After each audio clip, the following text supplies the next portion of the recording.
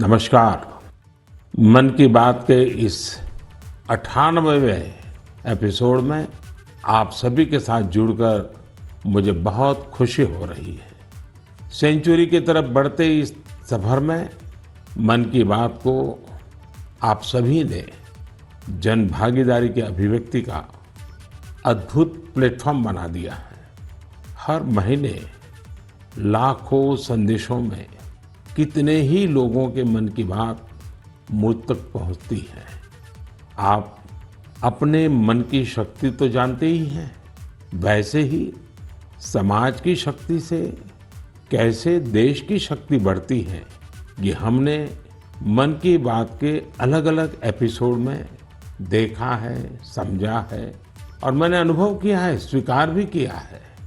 मुझे वो दिन याद है जब हमने मन की बात में भारत के पारंपरिक खेलों को प्रोत्साहन की बात की थी। तुरंत उस समय देश में एक लहर सी उठ गई भारतीय खेलों के जुड़ने की, इनमें रमने की, इन्हें सीखने की।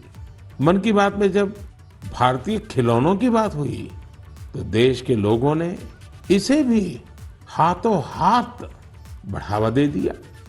अब तो भारतीय खिलौनों का इतना क्रेज हो गया है कि विदेशों में भी इनकी डिमांड बहुत बढ़ रही है। जब मन की बात में हमने स्टोरी टेलिंग की भारतीय विधाओं पर बात की तो इनकी प्रसिद्धि भी दूर दूर तक पहुंच गई। लोग ज्यादा से ज्यादा भारतीय स्टोरी टेलिंग की विधाओं की तरफ आकर्षित होने लगे। साथियों, आपको याद होगा सरदार पटेल की जयंती यानी एकता दिवस के अवसर पर मन की बात में हमने 3 कॉम्पिटिशन्स की बात की थी। ये प्रतियोगिताएं देशभक्ति पर गीत, लोरी और रंगोली इससे जुड़ी थी। मुझे ये बताते हुए खुशी है देश भर के 700 से अधिक जिलों के 5 लाख से अधिक लोगों ने बढ़ चढ़ करके इसमें हिस्सा लिया है। बच्चे, बड़े, बुजुर्ग सभी ने इसमें बढ़ चढ़कर भागीदारी की और 20 से अधिक भाषाओं में अपनी एंट्रीज भेजी है। इन कॉम्पिटिशन्स में भाग लेने वाले सभी प्रतिभागियों को मेरी ओर से बहुत बहुत बधाई है। आप में से हर कोई अपने आप में एक चैंपियन है, कला साधक है। आप सभी ने यह दिखाया है कि अपने देश की विविधता और संस्कृति के लिए आपके हृदय में कितना प्रेम है। साथियों, आज इस मौके पर मुझे लता मंगेशकर जी, लता दीदी की याद आना बहुत स्वाभाविक है, क्योंकि जब ये प्रतियोगिता प्रारंभ हुई थी उस दिन लता दीदी ने ट्वीट करके देशवासियों से आग्रह किया था कि वे इस स्पर्धा में जरूर जुड़े। साथियों, लोरी राइटिंग कंपटीशन में पहला पुरस्कार कर्नाटका के चामराजनगर जिले के B.M. मंजुनाथ जी ने जीता है। इन्हें ये पुरस्कार कन्नड़ में लिखी उनकी लोरी मलगू कंदा के लिए मिला है। इसे लिखने की प्रेरणा इन्हें अपनी माँ और दादी के गाए लोरी गीतों से मिली। आप इसे सुनेंगे तो आपको भी आनंद आएगा। मलगु कंद मलगु ಕೂಸೆ ಮಲಗು ನನ್ನ ಜಾಣ ಮರಿಯೇ ಹಗಲು ಕಳೆದು ಈರುಳು ನೆರೆದು ನಿದಿರ ದೇವೆ ಬರುವಳಯ್ಯ ತಾರೆಗಳ ತೋಟದಿಂದ ಕನಸ ಕೊಯ್ದು ತರುವಳಯ್ಯ ಮಲಗು ಕಂದ ಮಲಗು ಕೂಸೆ जो जो जो जो। असम में कामरूप जिले के रहने वाले दिनेश गोवाला जी ने इस प्रतियोगिता में सेकंड प्राइज जीता है। इन्होंने जो लोरी लिखी है उसमें स्थानीय मिट्टी और मेटल के बर्तन बनाने वाले कारीगरों के पॉपुलर क्राफ्ट की छाप है। कोहार कोकाए मुनाती से मुनाती आसेनो की खुली साई देखिलो कोहारोर मुनाती मुनाते आसे बानबाती আমারে মইনাই কহারক সুধি চাই কিনুই বানবাতি। गीतों और लोरी की तरह ही रंगोली कंपटीशन भी काफी लोकप्रिय रहा। इसमें हिस्सा लेने वालों ने एक से बढ़कर एक सुंदर रंगोली बनाकर भेजी। इसमें विनिंग एंट्री पंजाब के कमल कुमार जी की रही। इन्होंने नेताजी सुभाष चंद्र बोस और अमर शहीद वीर भगत सिंह की बहुत ही सुंदर रंगोली बनाई। महाराष्ट्र के सांगली के सचिन नरेंद्र अवसारी जी ने अपनी रंगोली में जलियांवाला बाग, उसका नरसंहार और शहीद उधम सिंह की बहादुरी को प्रदर्शित किया। गोवा के रहने वाले गुरुदत्त वांटेकर जी ने गांधी जी की रंगोली बनाई, जबकि पुडुचेरी के मालातिसेल्वन जी ने भी आजादी के कई महान सेनानियों पर अपना फोकस रखा। देशभक्ति गीत प्रतियोगिता की विजेता टी विजय दुर्गा जी आंध्र प्रदेश की हैं। उन्होंने तेलुगु में अपनी एंट्री भेजी थी। वे अपने क्षेत्र के प्रसिद्ध स्वतंत्रता सेनानी नरसिम्हा रेड्डी गारू जी से काफी प्रेरित रही है। आप भी सुनिए विजय दुर्गा जी की एंट्री का यह हिस्सा। రేనాటి సూర్యుడా వీర నరసింహుడా భారత స్వాతంత్ర సమరపు అంకురానివి నీవురా అంకుశానివి నీవురా అంకుశానివి నీవురా తెల్లదొరల నీతి లేని నిరంకుశపు దమన కాండకు సలసలమని మరిగిన నీ నెత్తుటి ఎర్రని కాకలు రేనాటి సూర్యుడా వీర నరసింహుడా। तेलुगु के बाद अब मैं आपको मैथिली में एक क्लिप सुनाता हूं। इसे दीपक वत्स जी ने भेजा है। उन्होंने भी इस प्रतियोगिता में पुरस्कार जीता है। भारत दुनियाक शान छैयो भैया हमर देश महान छै। तीन बगल छै समुद्र से घेरल उत्तर में कैलाश बलवान छै। गंगा यमुना कृष्णा कावेरी कोसी कमला बलान छै। हमर देश महान छैयो भैया तिरंगे में बसल प्राण छै। साथियों, मुझे उम्मीद है आपको ये पसंद आई होगी। प्रतियोगिता में आई इस तरह की एंट्रीज की लिस्ट बहुत लंबी है। आप संस्कृति मंत्रालय की वेबसाइट पर जाकर इन्हें अपने परिवार के साथ देखें और सुनें। आपको बहुत प्रेरणा मिलेगी। मेरे प्यारे देशवासियों, बात बनारस की हो, शहनाई की हो, उस्ताद बिस्मिल्लाह खान जी की हो, तो स्वाभाविक है कि मेरा ध्यान उस तरफ जाएगा ही। कुछ दिन पहले उस्ताद बिस्मिल्लाह खान युवा पुरस्कार दिए गए। ये पुरस्कार म्यूजिक और परफॉर्मिंग आर्ट्स के क्षेत्र में उभर रहे प्रतिभाशाली कलाकारों को दिए जाते हैं। ये कला और संगीत जगत की लोकप्रियता बढ़ाने के साथ ही इसकी समृद्धि में अपना योगदान दे रहे हैं। इनमें वे कलाकार भी शामिल हैं जिन्होंने उन इंस्ट्रूमेंट्स में नई जान फूंकी है जिनकी पॉपुलैरिटी समय के साथ कम होती जा रही थी। अब आप सभी इस ट्यून को ध्यान से सुनिए।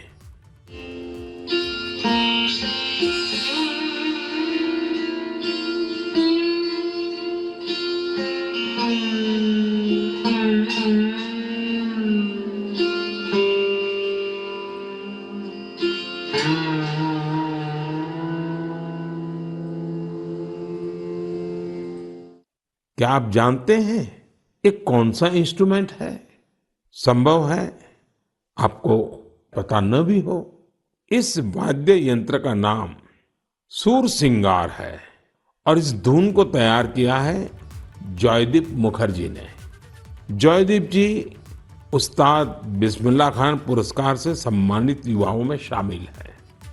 इस इंस्ट्रूमेंट की धुनों को सुनना पिछले 50 और 60 के दशक से ही दुर्लभ हो चुका था, लेकिन जॉयदीप सुरसिंगार को फिर से पॉपुलर बनाने में जी जान से जुटे हैं। उसी प्रकार बहन उप्पलपू नागमणि जी का प्रयास भी बहुत ही प्रेरक है, जिन्हें मैंडोलिन में कार्नाटिक इंस्ट्रूमेंटल के लिए यह पुरस्कार दिया गया है। वहीं संग्राम सिंह सुहास भंडारे जी को वारकरी कीर्तन के लिए यह पुरस्कार मिला है। इस लिस्ट में सिर्फ संगीत से जुड़े कलाकार ही नहीं है। वी दुर्गा देवी जी ने नृत्य की एक प्राचीन शैली करकट्टम के लिए यह पुरस्कार जीता है। इस पुरस्कार के एक और विजेता राजकुमार नायक जी ने तेलंगाना के 31 जिलों में 101 दिन तक चलने वाली पेरिनी ओडिसी का आयोजन किया था। आज लोग इन्हें पेरिनी राजकुमार के नाम से जानने लगे हैं। पेरिनी नाट्यम भगवान शिव को समर्पित एक नृत्य है जो काकतीय डायनेस्टी के दौर में काफी लोकप्रिय था। इस डायनेस्टी की जड़ें आज के तेलंगाना से जुड़ी हैं। एक अन्य पुरस्कार विजेता साइखोम सुरचंद्रा सिंह जी है।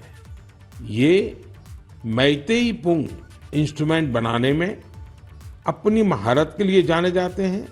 इस इंस्ट्रूमेंट का मणिपुर से नाता है। पूरन सिंह एक दिव्यांग कलाकार है जो राजुला, मलुशाही, नेओली, हुड़का बोल, जागर जैसे विभिन्न म्यूजिक फॉर्म्स को लोकप्रिय बना रहे हैं। इन्होंने इनसे जुड़ी कई ऑडियो रिकॉर्डिंग्स भी तैयार की है। उत्तराखंड के फोक म्यूजिक में अपनी प्रतिभा का प्रदर्शन कर पूरन सिंह जी ने कई पुरस्कार भी जीते हैं। समय की सीमा के चलते मैं यहाँ सभी अवार्डीज की बातें भले न कर पाऊं, लेकिन मुझे विश्वास है कि आप उनके बारे में जरूर पढ़ेंगे। मुझे उम्मीद है कि ये सभी कलाकार परफॉर्मिंग आर्ट्स को और पॉपुलर बनाने के लिए ग्रास रूट्स पर सभी को प्रेरित करते रहेंगे। मेरे प्यारे देशवासियों, तेजी से आगे बढ़ते हमारे देश में डिजिटल इंडिया की ताकत कोने कोने में दिख रही है। डिजिटल इंडिया की शक्ति को घर घर पहुंचाने में अलग अलग ऐप्स की बड़ी भूमिका होती है। ऐसा ही एक ऐप है ई संजीवनी। इस ऐप से टेली कंसल्टेशन यानी दूर बैठे वीडियो कॉन्फ्रेंस के माध्यम से डॉक्टर से अपनी बीमारी के बारे में सलाह कर सकते हैं। इस ऐप का उपयोग करके अब तक टेली कंसल्टेशन करने वालों की संख्या 10 करोड़ के आंकड़े को पार कर गई है। आप कल्पना कर सकते हैं, वीडियो कॉन्फ्रेंस के माध्यम से 10 करोड़ कंसल्टेशंस, मरीज और डॉक्टर के साथ अद्भुत नाता। ये बहुत बड़ी अचीवमेंट है। इस उपलब्धि के लिए मैं सभी डॉक्टरों और इस सुविधा का लाभ उठाने वाले मरीजों को बहुत बहुत बधाई देता हूं। भारत के लोगों ने तकनीक को कैसे अपने जीवन का हिस्सा बनाया है, ये इसका जीता जागता उदाहरण है।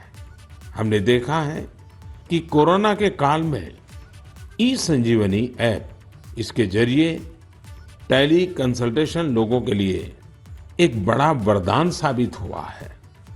मेरा भी मन हुआ कि क्यों ना इसके बारे में मन की बात में हम एक डॉक्टर और एक मरीज से बात करें, संवाद करें और आप तक बात को पहुंचाएं। हमें जानने की कोशिश करें कि टेली कंसल्टेशन लोगों के लिए आखिर कितना प्रभावी रहा है। हमारे साथ सिक्किम से डॉक्टर मदन मणि जी हैं। डॉक्टर मदन मणि जी रहने वाले सिक्किम के ही हैं, लेकिन उन्होंने एमबीबीएस धनबाद से किया और फिर बनारस हिंदू यूनिवर्सिटी से एमडी किया। वो ग्रामीण इलाकों के सैकड़ों लोगों को टेली कंसल्टेशन दे चुके हैं। नमस्कार, नमस्कार मदन मणि जी। जी नमस्कार सर। मैं नरेंद्र मोदी बोल रहा हूँ। जी जी सर। आप तो बनारस में पढ़े हैं? जी मैं बनारस में पढ़ा हूँ सर। आपका मेडिकल एजुकेशन वहीं हुआ? जी जी। तो जब आप बनारस में थे तब का बनारस और आज बदला हुआ बनारस कभी देखने गए कि नहीं गए? जी प्रधानमंत्री जी, मैं जा नहीं पाया हूँ जब से मैं वापस सिक्किम आया हूँ, लेकिन मैंने सुना है कि काफी बदल गया है। तो कितने साल हो गए आपको बनारस छोड़े? बनारस 2006 से छोड़ा हुआ हूँ। ओह, फिर तो आपको जरूर जाना चाहिए। जी जी। अच्छा, मैंने फोन तो इसलिए किया कि आप सिक्किम के अंदर दूर सुदूर पहाड़ों में रह करके वहाँ के लोगों को टेली कंसल्टेशन का बहुत बड़ी सेवाएं दे रहे हैं। जी। मैं मन की बात के श्रोताओं को आपका अनुभव सुनाना चाहता हूँ। जी। जरा मुझे बताइए कैसा अनुभव रहा है? अनुभव बहुत बढ़िया रहा प्रधानमंत्री जी। क्या है कि सिक्किम में बहुत नजदीक का जो पीएचसी है, वहाँ जाने के लिए भी लोगों को गाड़ी में चढ़ के कम से कम 100-200 रुपया लेके जाना पड़ता है, और डॉक्टर मिले नहीं मिले ये भी एक प्रॉब्लम है। तो टेली कंसल्टेशन के माध्यम से लोग हम लोग से सीधे जुड़ जाते हैं। दूर दराज के लोग हेल्थ एंड वेलनेस सेंटर के जो CHOs होते हैं वो लोग हम लोग से कनेक्ट करवा देते हैं, और हम लोग का जो पुराने उनके बीमारी है, उनकी रिपोर्ट्स, उनका अभी का प्रेजेंट कंडीशन, सारी चीजें हम लोग को वो बता देते हैं। यानी डॉक्यूमेंट ट्रांसफर करते हैं? जी जी, डॉक्यूमेंट ट्रांसफर भी करते हैं, और अगर ट्रांसफर नहीं कर सके तो वो पढ़ के हम लोग को बताते हैं। वहाँ का वेलनेस सेंटर का डॉक्टर बताता है? जी, वेलनेस सेंटर में जो CHO रहता है, कम्युनिटी हेल्थ ऑफिसर, और जो पेशेंट है वो अपनी कठिनाइयाँ आपको सीधी बताता है? जी, पेशेंट भी कठिनाई हमको बताता है। फिर पुराने रिकॉर्ड्स देख के, फिर अगर कोई नई चीजें हम लोग को जानना है, जैसे किसी का चेस्ट ऑस्कल्टेट करना है, अगर उसको पैर सूजा है कि नहीं, अगर CHO ने नहीं देखा है तो हम लोग उसको बोलते हैं कि जाके देखो सूजन है नहीं है, आंख देखो, एनीमिया है कि नहीं है, उसका अगर खांसी है तो चेस्ट को ऑस्कल्टेट करो और पता करो कि वहाँ पे साउंड है कि नहीं। आप वॉइस कॉल से बात करते हैं या वीडियो कॉल का भी उपयोग करते हैं? जी, वीडियो कॉल का उपयोग करते हैं। तो आप पेशेंट को भी देखते हैं? पेशेंट को भी देख पाते हैं। जी। पेशेंट को क्या फीलिंग आता है? पेशेंट को अच्छा लगता है, क्योंकि डॉक्टर को नजदीक से वो देख पाता है। उसको कंफ्यूजन रहता है कि उसका दवा घटाना है, बढ़ाना है, क्योंकि सिक्किम में ज्यादातर जो पेशेंट होते हैं वो डायबिटीज, हाइपरटेंशन के आते हैं, और एक डायबिटीज और हाइपरटेंशन के दवा को चेंज करने के लिए उसको डॉक्टर मिलने के लिए कितना दूर जाना पड़ता है, लेकिन टेली कंसल्टेशन के थ्रू वहीं मिल जाता है, और दवा भी हेल्थ एंड वेलनेस सेंटर में फ्री ड्रग्स इनिशिएटिव के थ्रू मिल जाता है, तो वहीं से दवा भी लेके जाता है वो। अच्छा मदन मणि जी, आप तो जानते ही हैं कि पेशेंट का एक स्वभाव रहता है कि जब तक वो डॉक्टर आता नहीं है, डॉक्टर देखता नहीं है, उसको संतोष नहीं होता है, और डॉक्टर को भी लगता है जरा मरीज को देखना पड़ेगा। अब आज सारा ये टेलीकॉम कंसल्टेशन होता है, तो डॉक्टर को क्या फील होता है, पेशेंट को क्या फील होता है? जी, वो हम लोग को भी लगता है कि अगर पेशेंट को लगता है कि डॉक्टर को देखना चाहिए, तो हम लोग को जो जो चीजें देखना है वो हम लोग CHO को बोल के वीडियो में ही हम लोग देखने के लिए बोलते हैं, और कभी कभी तो पेशेंट को वीडियो में ही नजदीक में आके उसकी जो परेशानियां हैं, अगर किसी को चर्म का प्रॉब्लम है, स्किन का प्रॉब्लम है, तो वो हम लोग को वीडियो से ही दिखा देते हैं, तो संतुष्टि रहता है उन लोगों। और बाद में उसका उपचार करने के बाद उसको संतोष मिलता है? क्या अनुभव आता है, पेशेंट ठीक हो रहे हैं? जी, बहुत संतोष मिलता है, हमको भी संतोष मिलता है सर, क्योंकि मैं अभी स्वास्थ्य विभाग में हूँ और साथ साथ में टेली कंसल्टेशन भी करता हूँ, तो फाइल के साथ साथ पेशेंट को भी देखना मेरे लिए बहुत अच्छा सुखद अनुभव रहता है। एवरेज कितने पेशेंट आपको टेली कंसल्टेशन के आते होंगे? अभी तक मैंने 536 पेशेंट देखे हैं। ओह, आपको काफी इसमें महारत आ गई है। जी, अच्छा लगता है देखने में। चलिए, मैं आपको शुभकामनाएं देता हूँ। इस टेक्नोलॉजी का उपयोग करते हुए आप सिक्किम के दूर सुदूर जंगलों में, पहाड़ों में रहने वाले लोगों की इतनी बड़ी सेवा कर रहे हैं, और खुशी की बात है कि हमारे देश के दूर दराज क्षेत्र में भी टेक्नोलॉजी का इतना बढ़िया उपयोग हो रहा है। चलिए, मेरी तरफ से आपको बहुत बहुत बधाई थैंक यू।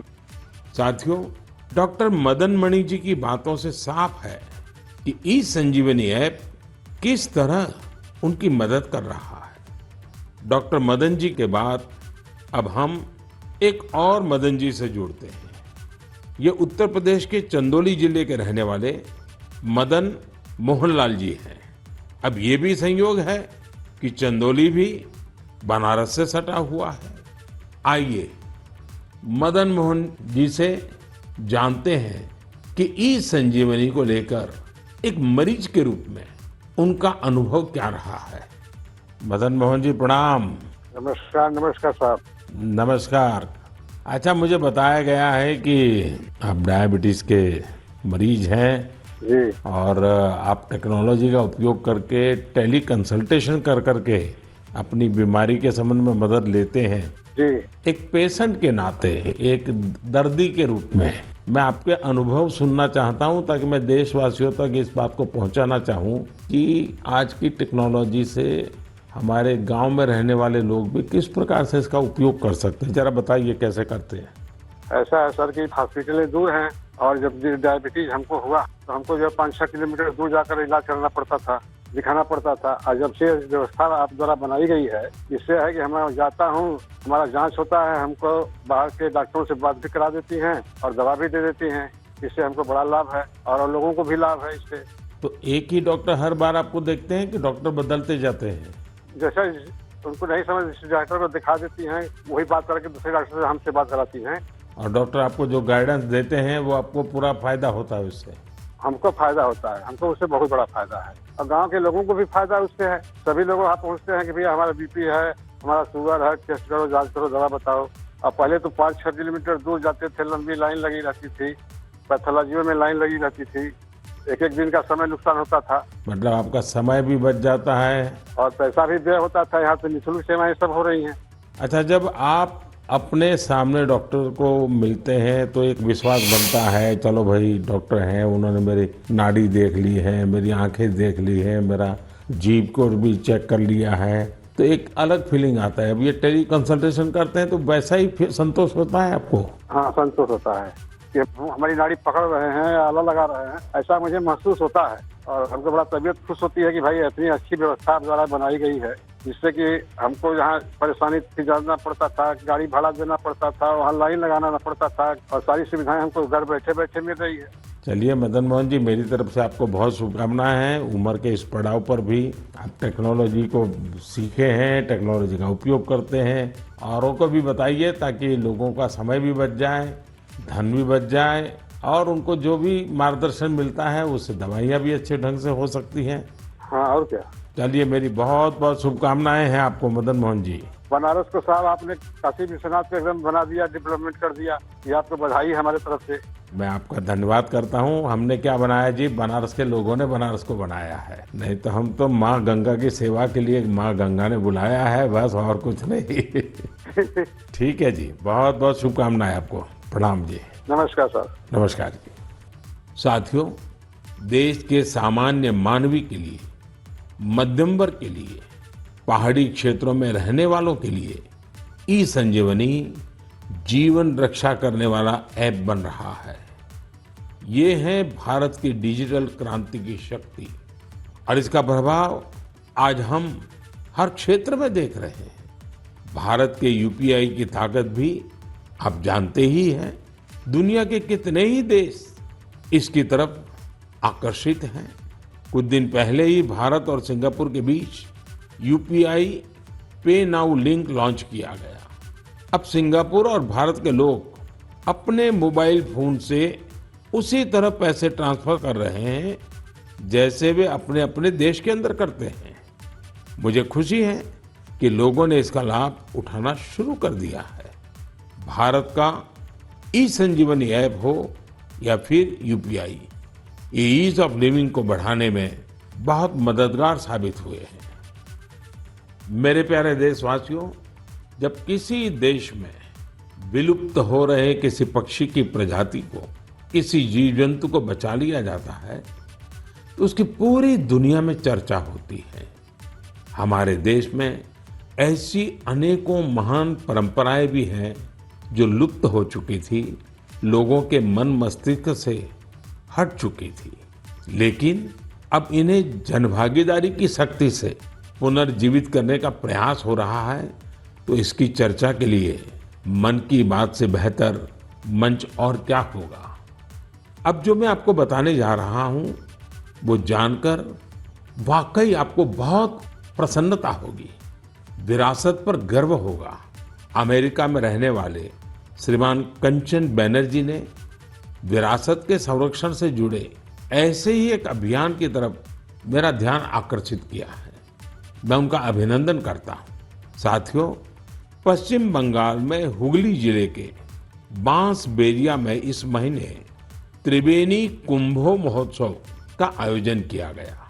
इसमें 8 लाख से ज्यादा श्रद्धालु शामिल हुए।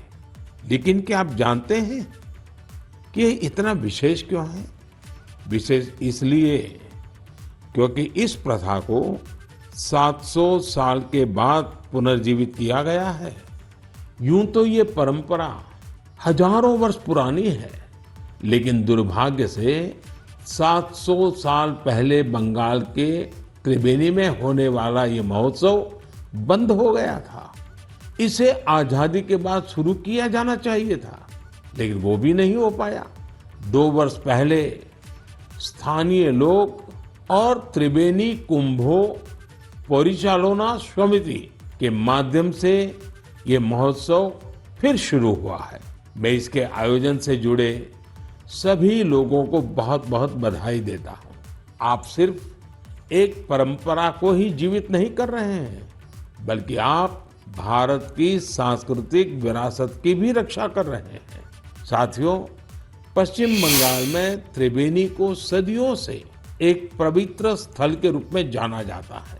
इसका उल्लेख विभिन्न मंगल काव्य, वैष्णव साहित्य, शाक्त साहित्य और अन्य बंगाली साहित्यिक कृतियों में भी मिलता है। विभिन्न ऐतिहासिक दस्तावेजों से यह पता चलता है कि कभी यह क्षेत्र संस्कृत शिक्षा और भारतीय संस्कृति का केंद्र था। कई संत इसे माघ संक्रांति में कुंभ स्नान के लिए पवित्र स्थान मानते हैं। त्रिवेणी में आपको कई गंगा घाट, शिव मंदिर और टेराकोटा वास्तुकला से सजी प्राचीन इमारतें देखने को मिल जाएगी।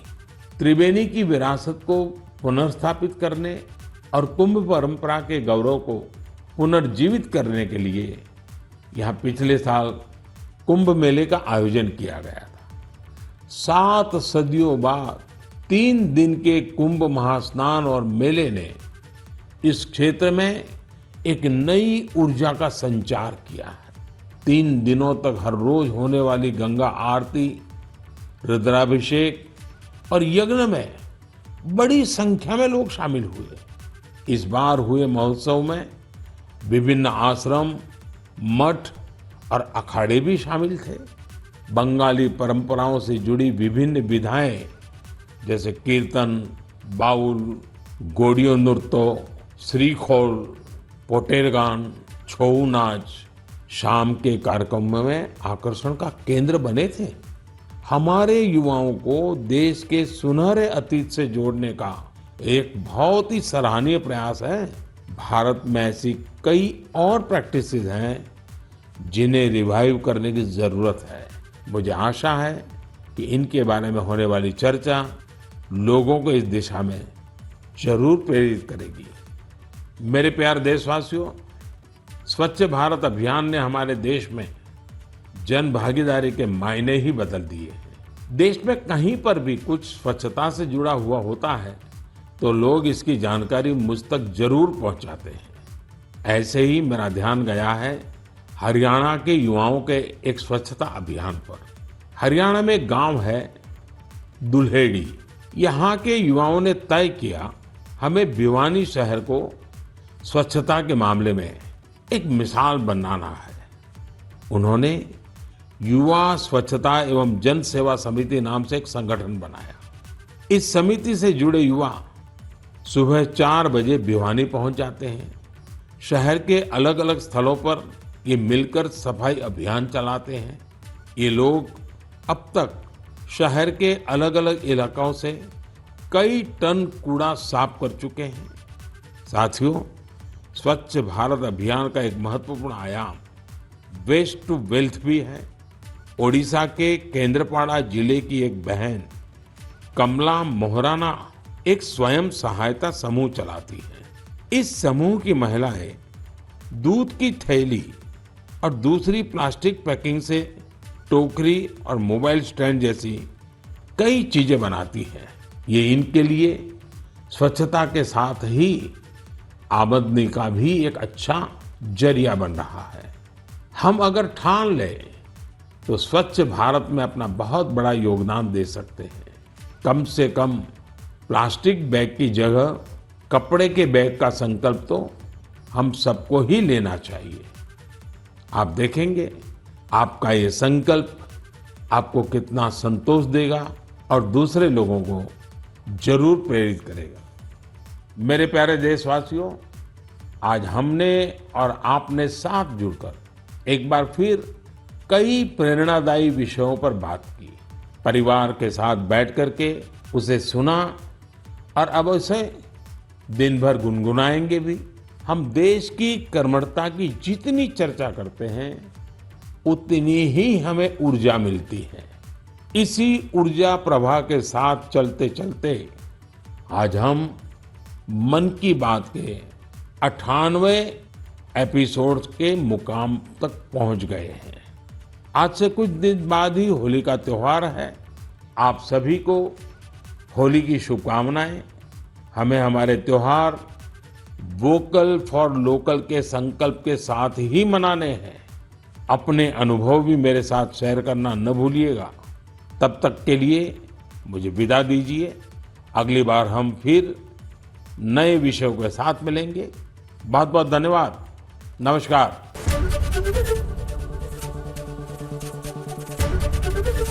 एबीपी गंगा, खबर आपकी, जुबान आपकी।